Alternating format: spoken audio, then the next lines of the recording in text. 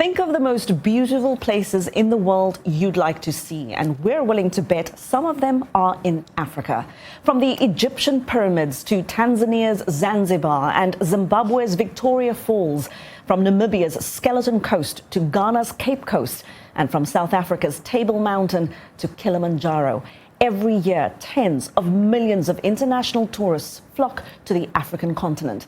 Now, according to the World Travel and Tourism Council, Africa is the second fastest growing tourism region, behind only Asia Pacific. It also says Ethiopia is enjoying the biggest bump. It's not just the continent's fastest growing travel economy, but the world's. And tourism in the country is now worth $7.4 billion. But how accessible are Africa's top tourist destinations to Africans? And what can African countries do to ensure the tourists keep coming? Welcome to Our Voices. I'm Haiti Adams-Fitzpatrick. And I'm Oriani Tangishaka. Hadiza Kiari and Ayan Bior are out, but VOA social media producer Tatenda Gumbo is here. Tatenda, good to have you back. Welcome. Thank you, guys. I'm excited. I have on my tourism shirt, so I'm ready. Are you ready to travel? Later in the show, we'll introduce you to a woman who's found an innovative way to bring more young tourists to Africa. But first, Malawi has no shortage of tourist attractions, from Lake Malawi to its majestic national parks and game reserves. But the southern African nation is struggling to grow its tourism industry, and the government has now come up with a new plan to bring more visitors there. Well, Lamek Messina visited a tourism street carnival in Blantyre and brings us this report. The day-long event was part of activities to raise awareness for World Tourism Day on September 27 and promote Malawi tourism. Tourism operators set up pavilions to showcase their products and services for tourists. We can't tell a foreign tourist about Malawi if ourselves we don't know what Malawi has to offer as regards tourism. So we want to promote domestic tourism, and thereby it will also lead to an improvement in the foreign tourism as well. But tourism is largely hampered by Malawi's poor air transport infrastructure, according to a World Economic Forum report on travel and tourism. It ranks Malawi among the worst in the world at 126 of 141 economies it surveyed on tourism competitiveness. But Malawi authorities say they are working on a new tourism strategic plan that seeks to address that. It has pointed out on airports that need attention. Our big airport, Lilongwe or Kamuzu International Airport, needs attention. Luckily, government is expanding that airport. The government also supports the animal welfare charity African Parks in its drive to restore animals like elephants, cheetahs and lions to various national parks in the country. And it has responded to calls from tourism operators to reduce the $75 visa fee it introduced 3 years ago on tourists from countries that require Malawians to pay visa fees. The tourism operators say the higher fee causes some of tourists to skip Malawi as a destination, affecting their business.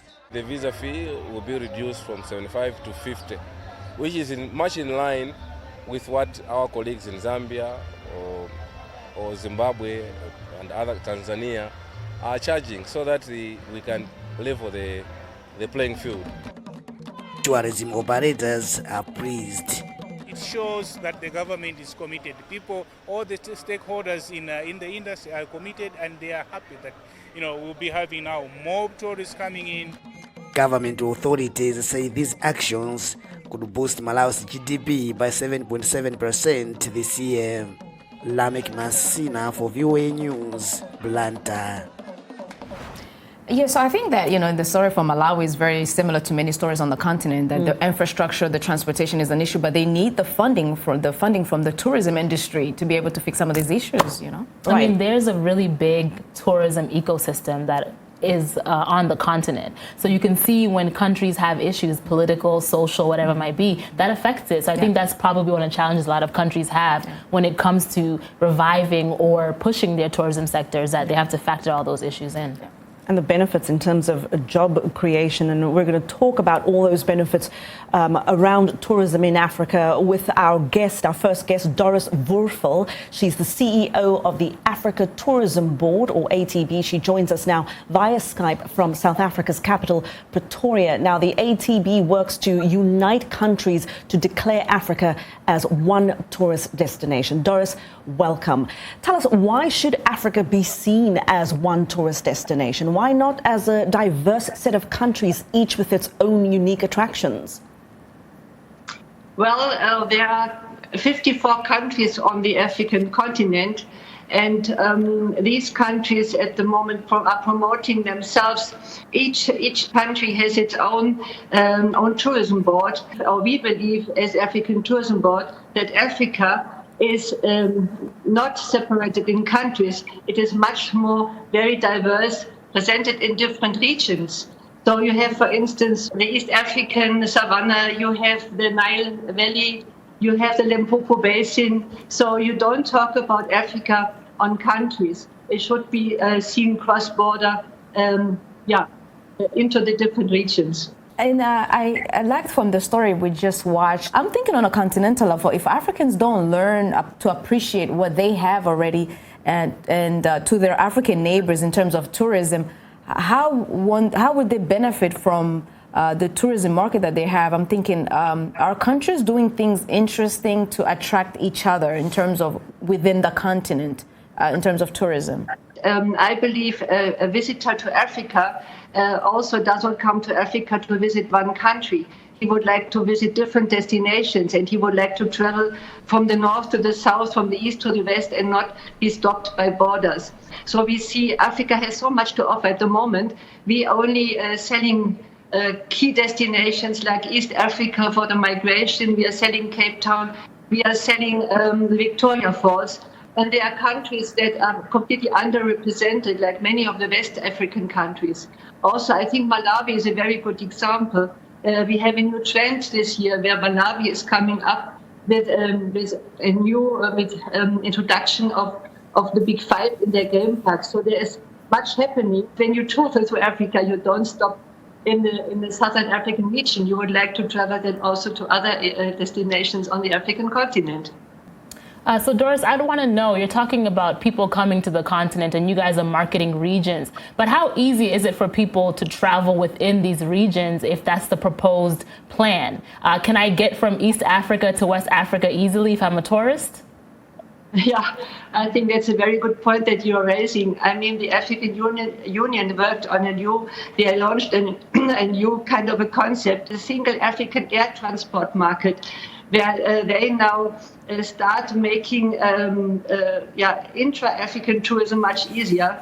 It's very convenient, affordable to travel from the north to the south. We have very good connections from Egypt Air to Kenyan Airways to many other airlines from connecting northern and southern African countries.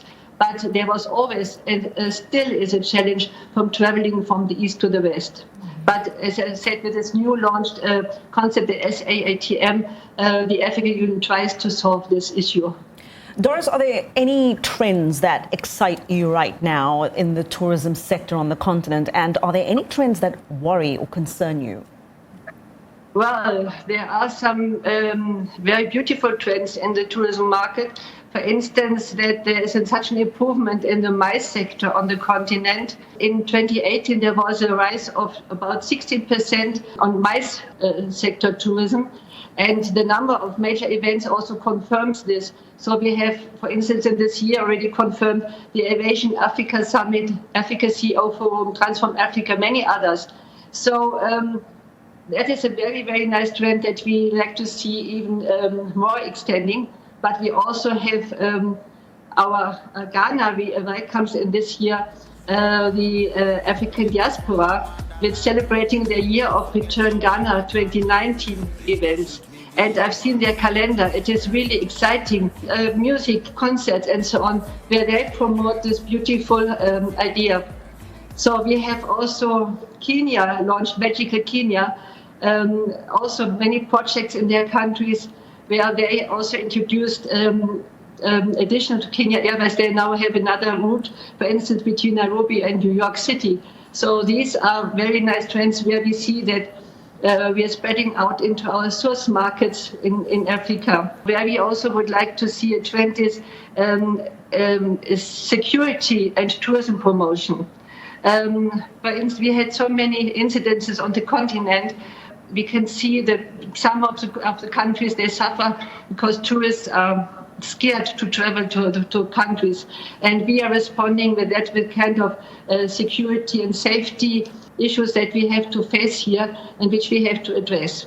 Well, Doris, despite the security situations, the trends you spoke about earlier sound very exciting, and we in the diaspora are always watching this, because for us it always is wonderful. When you touch down on African soil, there is no feeling in the world like it.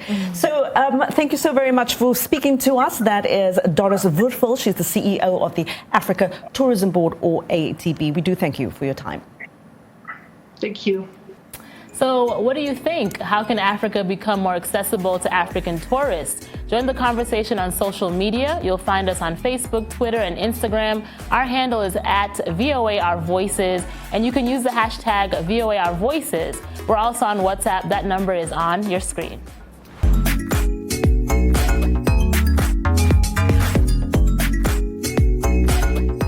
Our Voices, we're talking about the news and issues you're talking about. Sharing stories of development and growth across Africa, around the world, and in our lives. Topics that inform, empower, and change the rules. It's time for Our Voices with me, Haiti Adams Fitzpatrick, and Hadiza Kiari, and Ayan Bior, and Orion Itangi Shaka. Join us on Facebook at VOA Our Voices. It's time for Our Voices. Welcome back to Our Voices. Africa's tourism bonanza comes as its nations take major steps to improve air connectivity on the continent. Now, safe and reliable air transportation is a key infrastructure need for the region's growing economies. That means more African jets flying to more places. And today we take you inside one airline's plan to change the face of African air travel. It used to be that when you check the flight boards at major U.S. international airports, most of the flights going to and from Africa weren't on African Airlines. Well, that's changing. And we're here at Dulles International Airport in the U.S. capital to find out more about the shift in the business of air travel. Every day, 78 international flights depart and land at this airport. Only 2 will take you directly to Africa on an African airline. That's why the ticket counter at Ethiopian Airlines is bustling. Passengers check in for a 13-hour non-stop to Addis Ababa.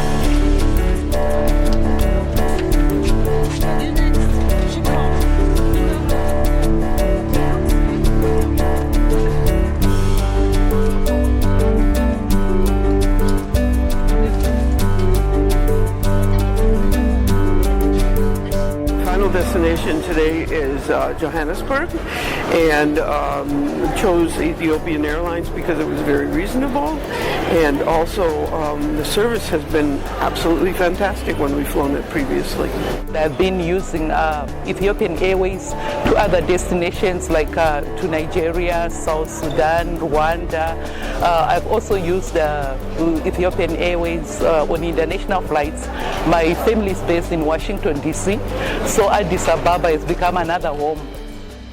Ethiopian is one of 7 African airlines cleared for direct flights to the United States. The East African carrier connects passengers in 4 major U.S. cities to 55 destinations in Africa. Nigusu Worku runs the airline's U.S. operations. Aircraft, so 320 passengers, and we are finalizing for boarding. Let's go in and see. On board a 777, he explains Ethiopian's expansion plans. We have a Vision 2025 to be a leading aviation group in Africa and connect Africa to the rest of the world. We have invested a lot in our fleet. Currently, we are proud to operate young fleet in the whole world. In the past 10 years, Ethiopian Airlines has quadrupled its passenger count to nearly 10 million. Right now, it is Africa's fastest growing and most profitable airline, outpacing South African Airways and regional rival Kenyan Airways, both of whom have been struggling financially. Still, South African rules the routes from Washington to West Africa. Kenyan Airways was recently cleared for direct flights between Nairobi and New York. That must make for a very tough, competitive landscape. What is Ethiopian Airlines doing differently to win that game? Competition makes you work hard, smarter. So it's good to have competition. That way we can enhance our efficiency, we can enhance our productivity. So that is the only sure way to survive in this 21st century. So we welcome many airlines to fly into the US from Africa. The airline business is changing inside Africa too. These flights are not just flying across the Atlantic, they're flying north, south, east, west, across Africa. In 2018, 23 African countries launched a single aviation market to improve connectivity on the continent, reduce airfares, and boost economic growth, clearing the way for African carriers to challenge global aviation giants for dominance at home and ending the days when the easiest or safest way to travel inside Africa was via Europe or the Middle East. This flight is about to take off. Ethiopian Airlines says the African sky is not the limit. They hope to show the world what the future of African aviation can look like.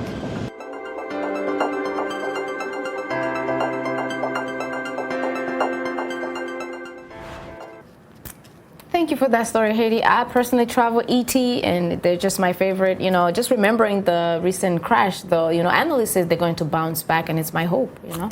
Yeah, I mean, it's a hit, and you know, a lot of eyes are going to be on it. But as we learned that this was it's becoming clear that this was a Boeing problem, and I do think the airline is going to suffer some of that, the damage, the PR damage. But I think this is essential for the continent, as we said, to have more African airlines in the air, and so I think from a point of regional continental pride, we are all hoping that this airline can. I know it means a lot to the country. Absolutely, it's a hit, but we'll see them bounce back, I believe. Yeah. We're joined by our guest, Sheree Robinson. She's the founder and CEO of Tastemakers Africa. Sheree has developed an app on her website that equips young tourists with the know-how to navigate Africa's most exciting and vibrant cities. Sheree, welcome. Thank you for having me. Welcome to the show. So I had a chance to go on your website, give it a look. Tell us more about it. What exactly do you do? What does one person do when they go on that site? So Tastemakers connects travelers to local creatives in African cities. So think of it as like Airbnb for the culture. Wow. So your artists, your DJs, your creatives, historians, they create and host tours on our platform that travelers can then book directly. So you want to explore nightlife with a DJ, you can do that. You want to learn to make jollof rice, you can do that. If you're in South Africa and want to learn Zulu rituals, you can do that with a Sangoma. And what was the inspiration behind Tastemakers Africa? So I actually traveled to Nairobi maybe 8 years ago, and I met a filmmaker called Wanuri and a fashion designer called Kimathi, and they were like the first people I met. And they were able to show me the Nairobi I had been searching for but couldn't find. I was working for the World Bank. I was traveling all over the continent. I was young. And I was looking to see things that reflected my interest, but everything I saw was safaris. And so I couldn't find other stuff. And so I wanted to create a platform where people could find interesting people making African cities amazing places to live. And I wanted visitors to be able to have that experience through their eyes. So, Shere, we know you have a base in Ghana, and we know also that this is the year of the return. So are people coming to your site for specifically going back to the continent through your website? Absolutely. I mean, in January alone, after we came back from December in Ghana and everyone in the world had their eyes on Ghana, we had the most web traffic we've ever had in the history of our company. And this year has been a standout year in terms of revenue. I mean, we did quadruple the revenue we did all of last year in the first quarter. So it was really insane. And Ghana is the #1 choice when people are coming to our site. Ghana as a destination is where everyone's looking at. Wow. And we even signed a memorandum of understanding with the Ghana Tourism Authority to work with them directly on, what are these people going to do when they get here? How do we make sure that young people, particularly in Ghana, reap the benefits of this surge in tourism interest in their country? So kudos to Ghana, but what's another country? South Africa. People definitely want to go to South Africa. Tanzania, and interestingly enough, not just Zanzibar. We're seeing more people want to go to Dar es Salaam, which is cool. So people are just interested in going. I mean, people are still Wakanda forever right now. So 2 years later, it's still going. And of course, being South African, I completely understand how people think we're appealing. But we do tend to go on and on about safaris, or in my case, Table Mountain. But, what are people coming for? Where are they coming from? Who's coming to Africa?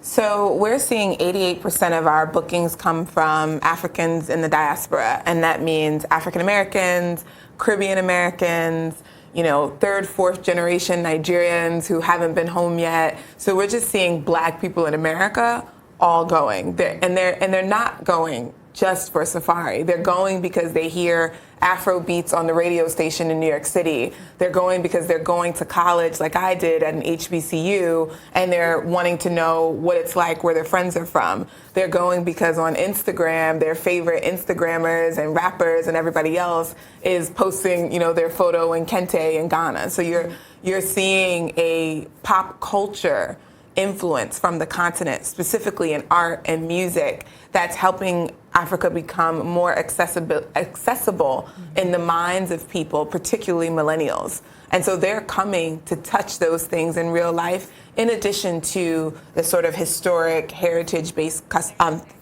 tourism. I just want to ask, if you don't mind, if we flip this on the continent, how are young people, as you mentioned before, benefiting from a platform like this? How do I, if I'm on the continent, get in touch with you so I can help someone travel and come enjoy themselves? Well, definitely refer to them to be a Tastemakers curator. A curator hosts experiences on our platform. Unemployment, particularly among young people, is huge on the continent. 400 million people under 35 are either unemployed or underemployed. So Tastemakers is giving those people an opportunity to do the things they love and meet new people by hosting experiences rooted in their passions. And so that's really the way we see how to make change effective and sustainable. Quickly before we go, I'm curious to know where are your favorite places to go, because my favorite place is Zanzibar in Tanzania. What is your favorite place? I'm feeling Ghana. I am totally feeling Ghana. I have always wanted to go to Ghana, so I was so excited when you started talking about this. You better find me a tastemaker, because I'm coming to Ghana. Make it happen. I would love to go to Namibia, so I will. Namibia. Yes, make that happen for me. For me, it's Dakar. Dakar, Senegal. Oh. Senegal is my place. That rice, huh? That's the original jollof rice. Don't start this war on TV. Well, this is all so exciting, and thank you so very much for joining us here. Shere Robinson, she is the founder and CEO of Tastemakers Africa. We do thank you for joining us today. Thank you for having me. Well, still ahead here on Our Voices, the sky's the limit for the first Black woman in Africa to start an airline business. Our Women to Watch segment is next. We'll be back in a moment.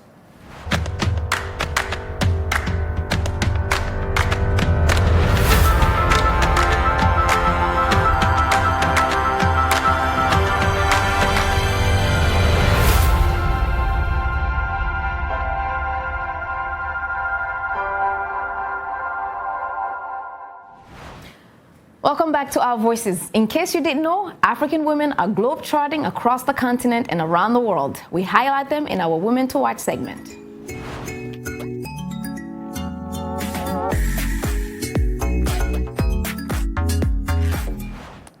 Where in the world is Jessica Nabongo? The Ugandan American is on a quest to become the first black woman to visit every country in the world. Out of 195 countries, she's traveled to over 180 of them. She's the founder and CEO of Jet Black, a travel firm that promotes tourism to a number of countries in Africa, the Caribbean, and Central and South America. Jessica started traveling when she was 6, and if you check her Instagram feed, you'll see her buying fabric in a market in the Republic of Congo. Her photo essays about countries with lower rates of tourism provide her followers a nuanced perspective about places often mischaracterized by international news outlets and avoided by travelers. You can find out where Jessica is by following her blog or her Instagram at @thecatchmeifyoucan.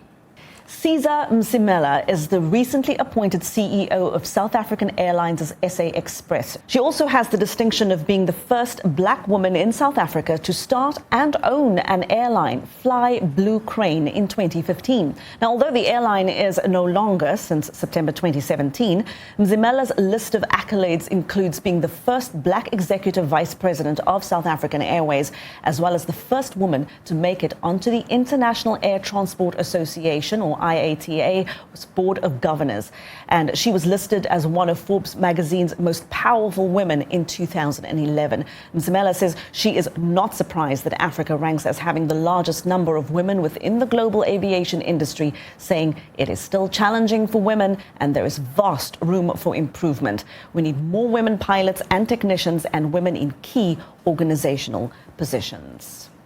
These women, I say that every week. We're trying. How many countries have you been to? Not enough. Not enough, for real. Absolutely. After 180 of someone? I know. Like 10, I think. Absolutely. Yeah. Is there an African destination or globetrotter we need to know about? Use the hashtag VOA Our Voices and tell us who you think is a woman to watch. Be sure to watch Our Voices on the VOA website, where you can find the world's top news stories. We leave you with a quote from the late American poet, singer, and civil rights activist Maya Angelou. She used her voice to say, "Perhaps travel cannot prevent bigotry, but by demonstrating that all people cry, laugh, eat, worry, and die, it can introduce the idea that if we try and understand each other, we may even become friends." You like that? I do, and that is where we're going to leave it this week. We do have a special thank you to the founder and CEO of travel startup Tastemakers Africa, Sheree Robinson. Thank you so very much for being with us. Thank you for joining us as we travel to Africa today. From our entire team here in Washington, wherever you're going next, we wish you safe and happy travels. Until next time, let's go back.